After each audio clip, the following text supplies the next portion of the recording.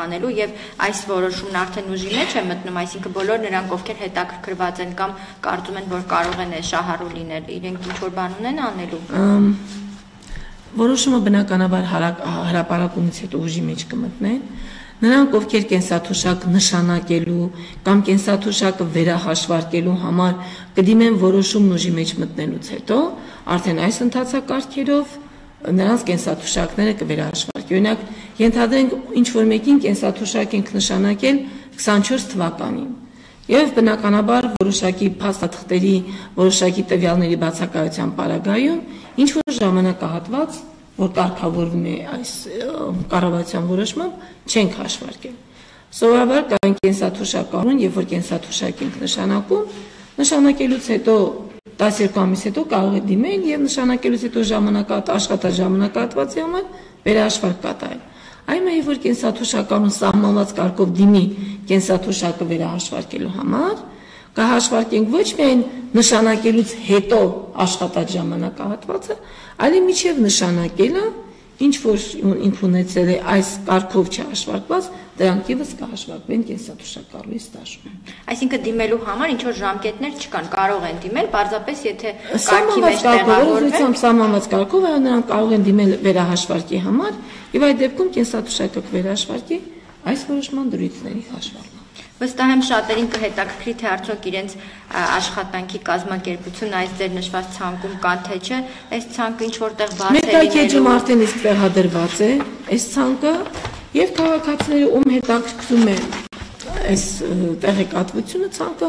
այդ չեմ ասում, որ մեր պաշտոնական առլիսուն կհրապարակվի, նաեւ նախարարության կայքեջում է հրապարակված։ Շատ լավ, շնորհակալ եմ, մեր գործընկերներից հարցեր կան։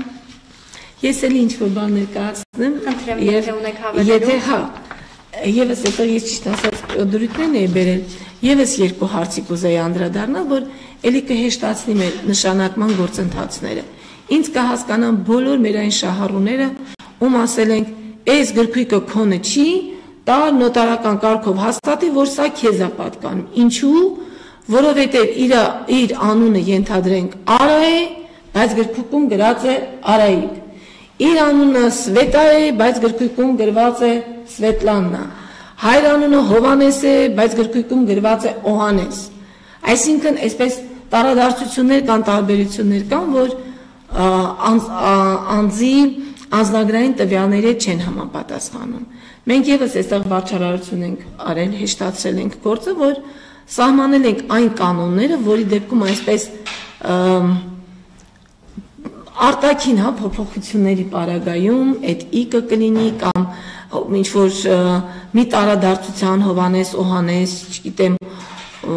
մի փոքրիկական երբեմն տարասխալներով են գրում։ Չգիտեմ, երբ ԶԱԳՍ-ի աշխատողը Հովանեսը մի նյով է գրել ենթադրենք, բայց իր անձնագրում արդեն Հովանեսը 2 է։ Մենք պարտավոր ենք պահպանել այս բոլոր կանոնները։ Այս հարցերը կարգավորել ենք։ Երբեմն լինում է, որ մենք ստաժը չենք հաստատում, որովհետև աշխատանքային գրքույկը հիմք չենք ընդունում։ Ինչու՞, որովհետև գրքույկը լրացված չէ պատշաճ կանոններով։ Օրինակ, ով ունի աշխատանքային գրքույկ երբևէ բացել է առաջ էջը, տեսնում է, անուն, ազգանուն, կրթություն, տարեթիվ, գրքույկի տիրոջ ստորագրությունը, լրացնողի ստորագրությունը կնիկ։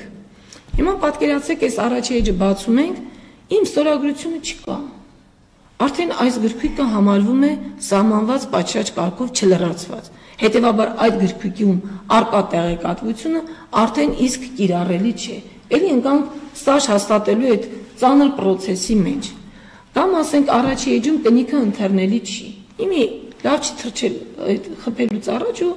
լավ չի երևում։ Բայց հետագա բոլորը ասենք ընթեռնելի է, հասկանալի է։ Էլի թվում է թե փուճուրիկ տեխնիկական խնդիրներ են, բայց ինքը վարչարարության առումով բավական եւ հեշտացնում է եւ բարձեցնում է, եւ մենք սահմանել ենք այն կանոնները, որի դեպքում հնարավոր է աշխատանքային գրքույկը լրացված է կանոնների խախտմամբ։ Ասենք այդ գրքույկը լրացվել է 80 թվականին, 70 թվականին։ Բոլոր տարիներին մշտապես գործել են աշխատանքային գրքույկները լրացնելու կանոնները։ Այն ժամանակ սահմանված կանոններին չհամապատասխանելու դեպքում գրքույկ այսօր հիմք չէր ընդունվում։ Բայց որոշումը թույլ է տալիս այն որոշ դեպքերը, որի պարագայում գրքույկը կարող է հիմք ընդունվել։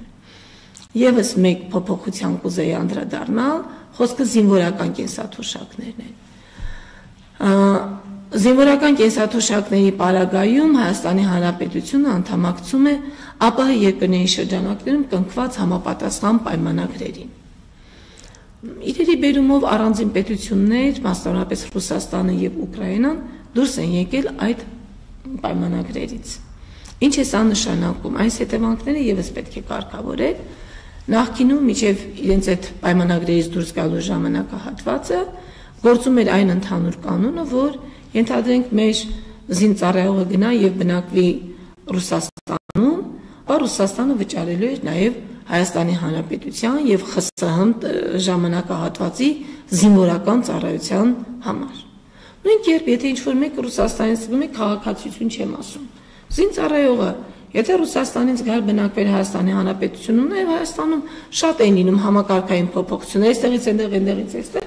մենք Ռուսաստանի Ուկրաինայի ստաժի համար նշանակում ենք զինվորական կենսաթոշակ, այսինքն ենթադրենք 5 տարի Հայաստանում էր ծառայել, 10 տարի Ռուսաստանում, 5 տարի Ուկրաինայում, 20 տարվա ստաժը կա, սովետական, ոչ միայն սովետական, նաև հետխորհրդային շրջանում, Ռուսաստանի Ֆեդերացիայում, Ուկրաինայի Հանրապետությունում, ոչ թե ուկրաինական ԽՍՀՄ-ում կամ այլև հենց 92 թվականից հետո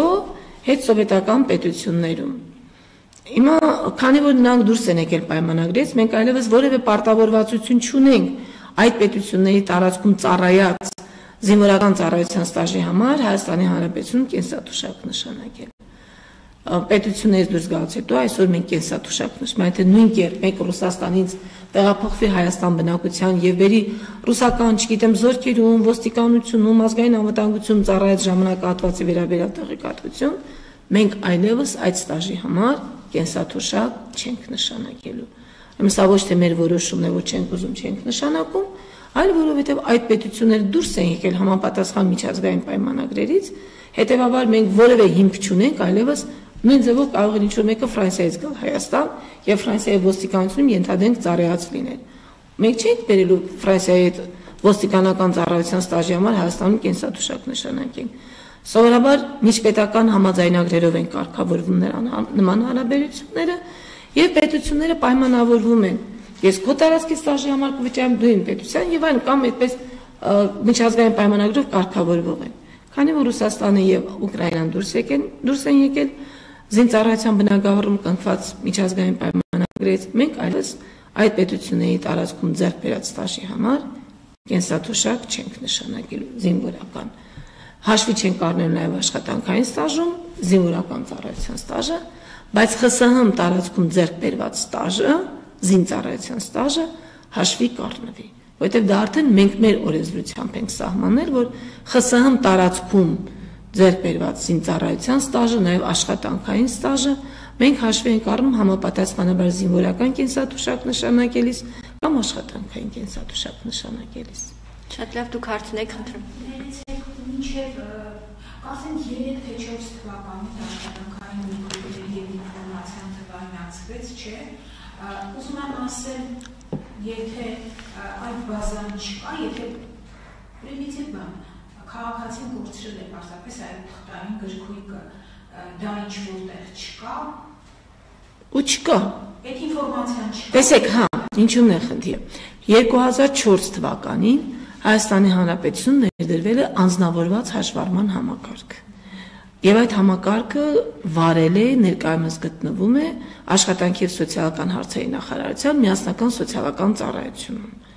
Եվ երբ որ անձը դիմում է մեզ կենսաթոշակ նշանակելու համար,